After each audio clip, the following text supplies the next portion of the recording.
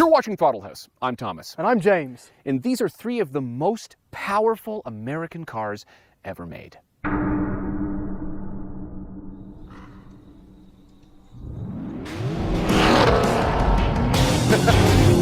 is the Chevy GT500.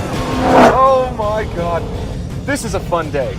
Actually, one of the reasons this is a fun day is that we partnered with Omaze to give away one of these and $20,000. We'll talk about it more at the end, but right now, all you need to know is that you can enter by going to omaze.com/throttlehouse. And this is the Camaro ZL1 or ZL1 1LE with the 10-speed. And yes, these are very powerful cars, and these are foreign roads to myself and Thomas. I'm British, he's Canadian, we don't belong, our parents got scared, and alas, they said we need a chaperone. And that's me. I'm the babysitter. I'm in the big, fat, old American car because I'm the big, fat, old American. The Ford Mustang GT500. It's the new dog here, but it's not without rival. All three of these cars are special and deserve a proper test.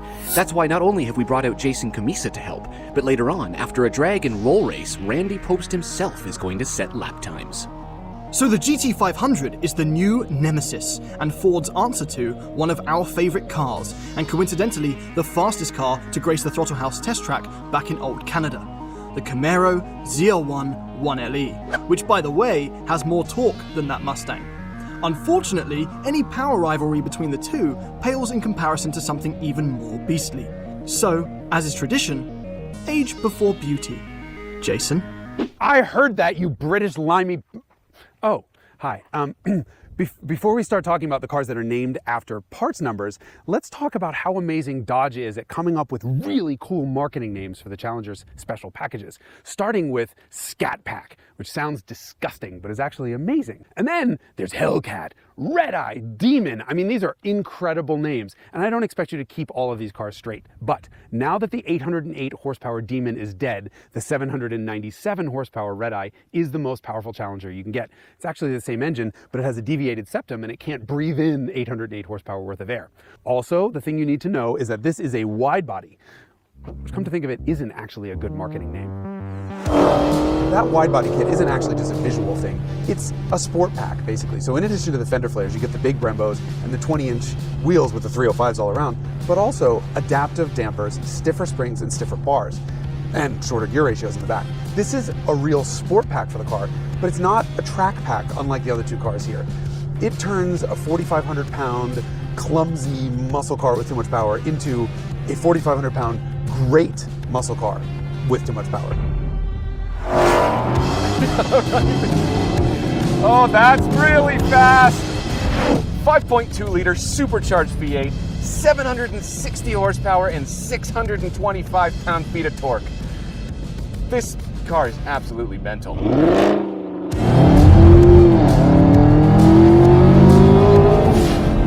So yeah, these are all really powerful cars, and they're all supercharged V8s. And this thing has 650 horsepower and 650 pound-feet of torque, and yet somehow it is the least powerful of the three. The GT500 starts at $70,000 US, but that's not even its final form. Because for only $18,500, or the price of buying a brand new Toyota Yaris, Ford will remove the rear seats for you and give you a carbon fiber wing that's adjustable, and they'll give you carbon fiber wheels that are wrapped in Michelin Pilot Sport Cup 2s and a carbon fiber instrument panel. And what that does is it changes the Ford GT500 from a track-capable car to a track monster. Oh, pish posh with your 760 horsepower. This is 797.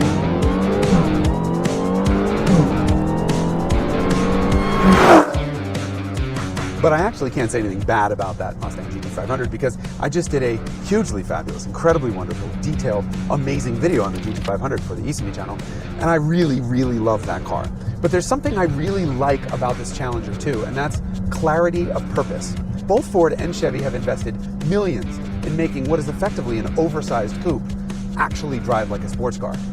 Chrysler didn't bother. This thing is still a muscle car. But it's a muscle car with the most primal, ridiculous scream. ever. Okay, so no, it doesn't buck like a Mustang, and it doesn't scream like a red eye, but this is the ZL1 1LE, and that means something.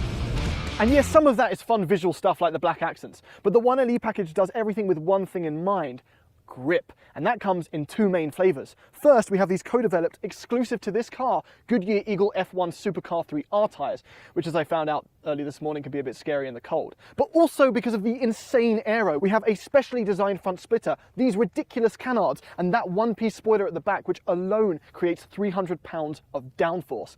All things that should help this car destroy in every metric, apart from top speed, which may hurt us in one test today. Or it may not. But before we get to that test, where I have a little surprise in store, let's see how these cars drive on the road, shall we? All right, here's what you need to know about the GT500. First of all, it's ridiculously fast. Second of all, the transmission in this is unbelievably good. The paddles are wired directly to the transmission, so when I call for the next gear, it gives it to me in as fast as 80 milliseconds. The downshifts are lightning quick, and the upshifts have a nice pop to them. We recently drove the Shelby Super Snake, which was more powerful than this, a supercharged V8 as well, but it had a manual transmission, which is very fun.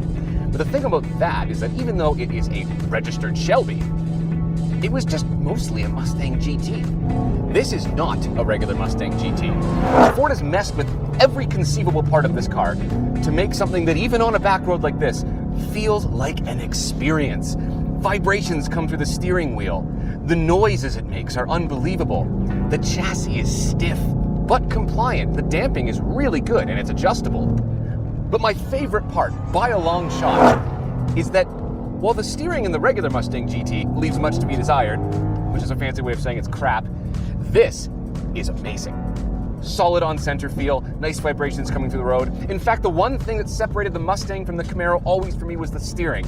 And the news is good because the steering in this is as good or better than the Camaro. So on the road, the GT500 is all new and all good. But sometimes old is good too. Or maybe old is just old. It's easy to make fun of this car for being old because it's old. I mean, I own one. I technically have one. It's got a Mercedes badge on it, and it's a four-door, and it's got a Cosworth engine and dogleg, and it would fit in the trunk of this car. Yes, the car's DNA dates back all the way to the 1982 Mercedes 190E. But that means this car has gone through a continual evolution, and great things happen from continual evolutions. Porsche 911, this is a really nice car. Evolution for 2020, it gets electric power steering, and actually it's very good electric power steering. This one is a 2019, which is a one-year-only car with hydraulic power steering. And so much is coming through the steering that if you're used to driving modern cars, you might actually think something's broken. It's got 305s all around and it tram lines all over the place. I kind of love it.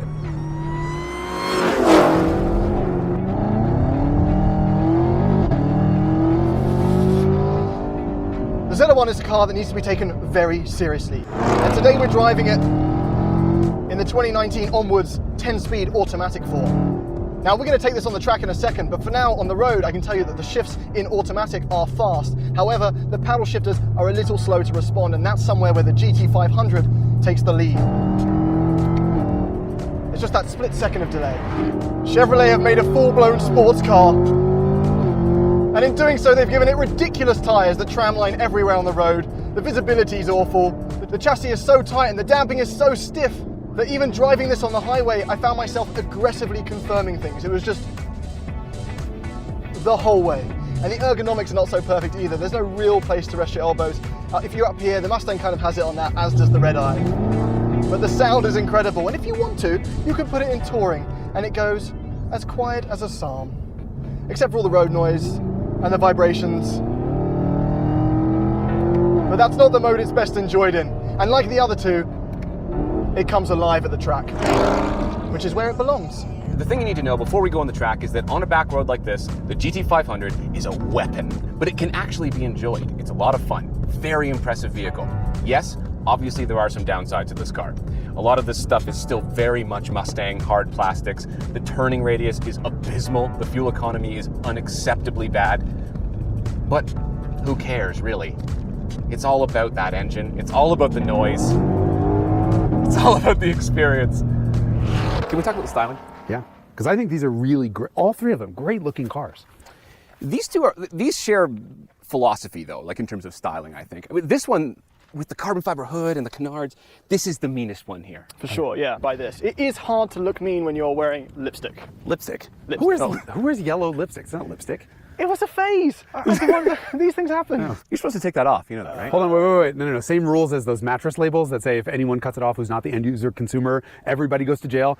I am not the owner of this car. I'm not allowed to touch it. And by the way, you know that the yellow is turning into pink in celebration of breast cancer awareness. That's so nice of them. Isn't it? Oh, wow. Isn't it? I have hood pins. And they work. They do the real, yes. Everything about this looks great. Yeah. This front end differentiates itself more so than that does from the normal ZL1. And it does things to me. Ew. Like below the belt. Listen, this car looks very different. It's a caricature of a 1960s car. And say what you want about retro design, this is a beautiful piece of thing. It is. It's a big piece of I thing. love those wheels. The wheels are really good. The wheels are absolutely. great. The fender flares really completed the design of this car. They're not carbon fiber though. Yeah, whatever. The car weighs 9,200 pounds. Also, Yeah, it's got Hellcats like in the headlight In the things. I headlights, mean, I it's know. just, oh yeah, they It got doesn't the details concern right. itself with being light or sleek in any way. Or non-vulgar. Right. It was an understated decal. Yes, it is. It's black. It's black. It's tone on tone with the red eye. So we survived the canyon roads. Should we go to the track? Sure. Okay. I mean, with this? Yes. The track of choice? Willow Springs International Raceway. A fast, aggressive track which we will explore in a minute. But first, let's have a drag race. Okay, drag strip mode. Traction controls off. That's I swear the Camaro was gray before. Okay, so I have pulled up in a normal ZL1 because I know you guys are all going to get really angry when the 1LE loses. It has so much aero that it gives it a massive disadvantage here. $50 says Thomas doesn't even notice that James just showed up in a blue car, much less that it's not a 1LE. Anyway, it doesn't matter to me because I have no chance of winning for two reasons. Number one, as you can hear, I'm sick as a dog. Number two, getting a Hellcat off the line is really difficult. Red Eye is obviously even worse. The amazing quarter-mile times you see are at a drag strip, which means it's VHT, which means it's a prepped surface with a whole lot more grip. Out here in the real world, they're impossible to launch. I'm going to start at 1/4 throttle in second gear and then reduce from there to control the wheel spin. I may have the most power here, but it's going to take a miracle for me to win this drag race. Then again, looking at the people that I'm drag racing against, I mean, Thomas has no idea that there's a full second delay built into the launch control in that GT500, so hopefully by the time he starts moving, I'm already a second ahead. I've also got some good luck charms because we're in America and I feel uncomfortable. So there's Terrence and Philip. There's my future princess. And there's the man himself, Justino. Okay. Because last time we did this test, you know, it was like driving Corollas. We weren't scared at all. But this time, I feel like, you know, Mustang's pretty scary. I think I can beat it, but I just want to be prepared. Okay.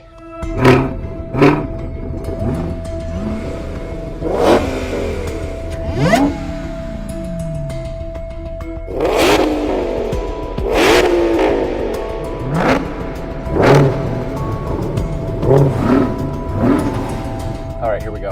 Let's do this. Here we go.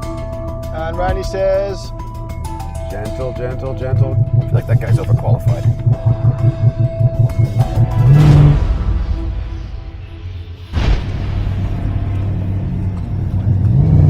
Oh, the delay. Damn it. go on ZL1.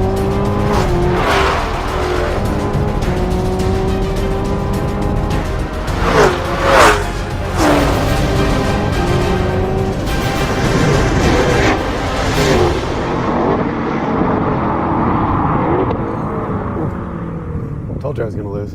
All right, we're gonna go do a roll race. This kind of matches up with car and drivers results. They found that the ZL1 non-1LE was within 1/10 of this time in the quarter mile. So, I mean, when it comes down to reality and the delay and the launch control, kind of makes sense. For the next test, we rounded the last corner at 50 miles per hour, lined up side by side, and looked for Randy's signal. And this takes the launch out of it. Okay. And floor it.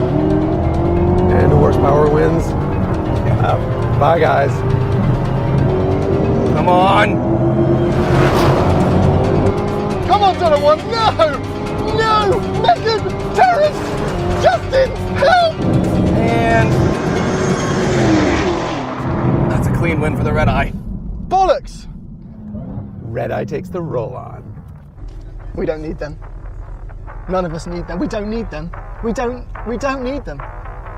Shut your face, Uncle. Yeah? What's up? Oh, sweet, bald-headed baby Jesus, that's fast. Woo!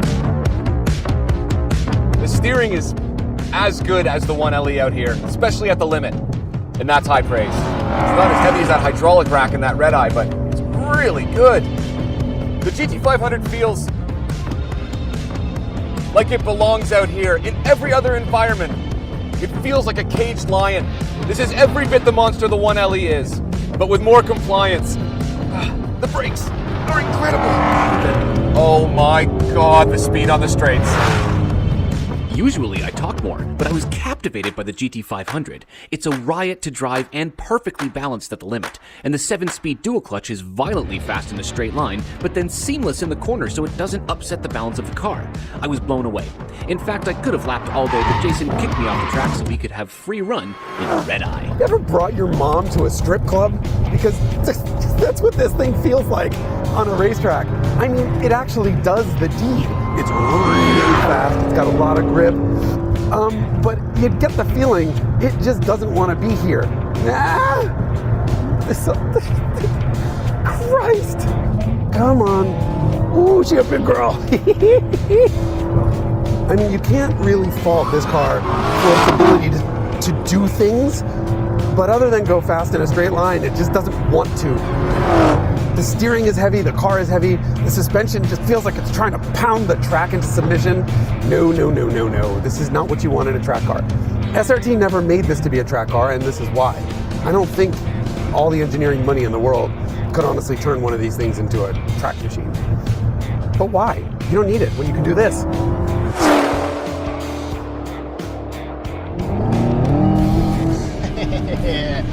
Yes, ZL1 beats a Mustang from a dig, but not in 1LE form, because in 1LE form we have DSS-V dampers which are fixed, not like the magnetic ride in the normal ZL1. The top speed of this suffers, but on a track it's a monster, and my complaints about ride quality on the road fade away, because the tautness results in a confidence. This chassis is unbelievable.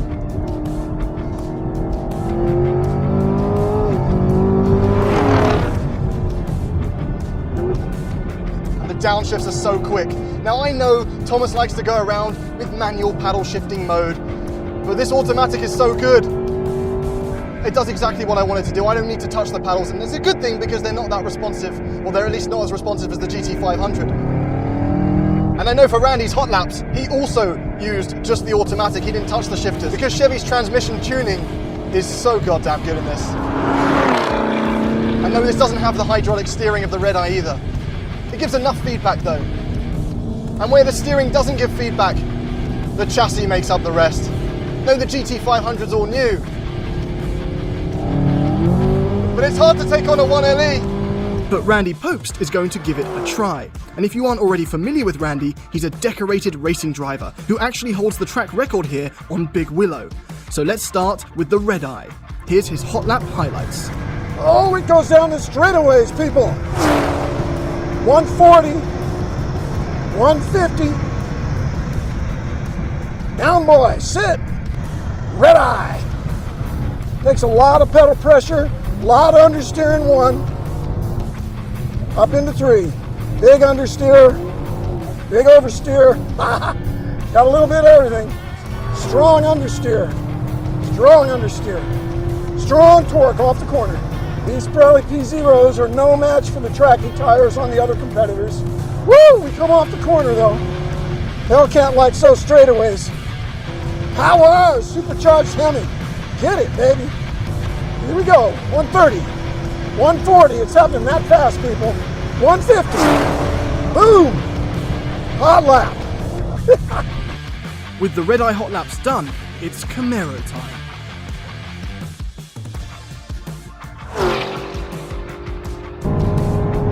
Woo. 140 plus, people. Down into one. Oh yeah. Stops good.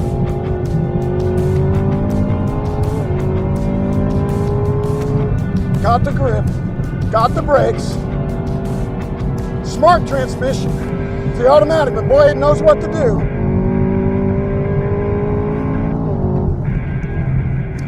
Yeah. Point that baby down in there.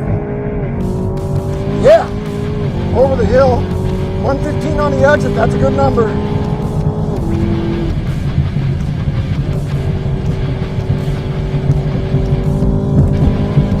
Oh, we get the power early out of 8. Into 9. I can feel the corner speed.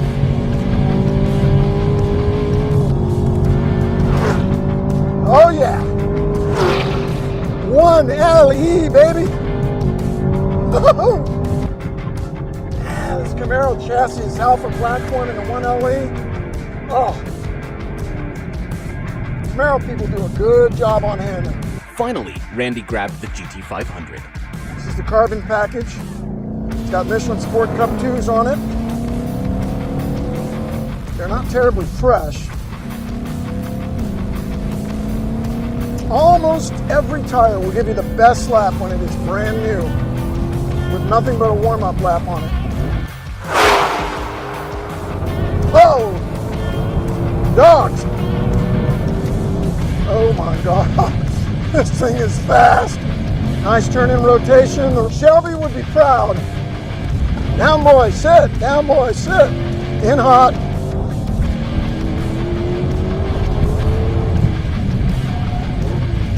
Little assy. A little more gentle with my inputs. Woo! Oh, there's grip. This thing's fast.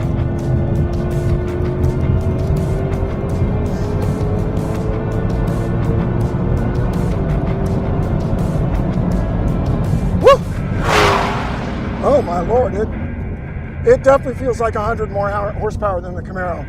They're not exaggerating that number. Woo! That carbon package with the carbon fiber wheels, you can feel that in the handling. Makes the car turn better. Phew, I hate to pull over. Okay, before we show the lap times, know that yes, we did actually have Randy do those hot laps back first thing in the morning, so all the tires were as fresh as possible. So here are the times. The 1LE wins. We had suspected from the beginning of the day that the track was a bit slow overall, but most importantly, we had to ask Randy how the GT500 lost. Also, Jason's illness finally got the best of him, so he needed a bit of rest. He's probably allergic to Canadians. Okay, Randy, why did the GT500 lose? The Mustang arrived on tires that were well cooked, and the Camaro is too good to be given that kind of a tire advantage. Okay, so if the GT500 arrived on fresh Cup 2s, would it win? Oh yeah, I mean it's 10 miles an hour faster on every long straight. Okay. All right, before we decide which one we want, I just want to hear a word about the red eye, Jason. Okay. I've seen him look better, I'll be honest. Go on then. Which one would you take? Go. I would take the GT500, knowing that that is almost $20,000 US cheaper. Like that's so close. You'd still take this though? Just. It has a smoother engine and a smoother ride, and that really in 1LE form only belongs on the track. Like I really struggled with that on the road for the last few days. Okay. I would also take the GT500. I just think it's the better overall package. They knocked it out of the park. It's a fantastic car. Beautiful. No, it's an absolute win. Randy, which one would you take? I'm a longtime fan of the Camaro and the Alpha platform, and I'm cheap. What a value. I'd go Camaro. Okay. Jason, which one would you take? Call a doctor.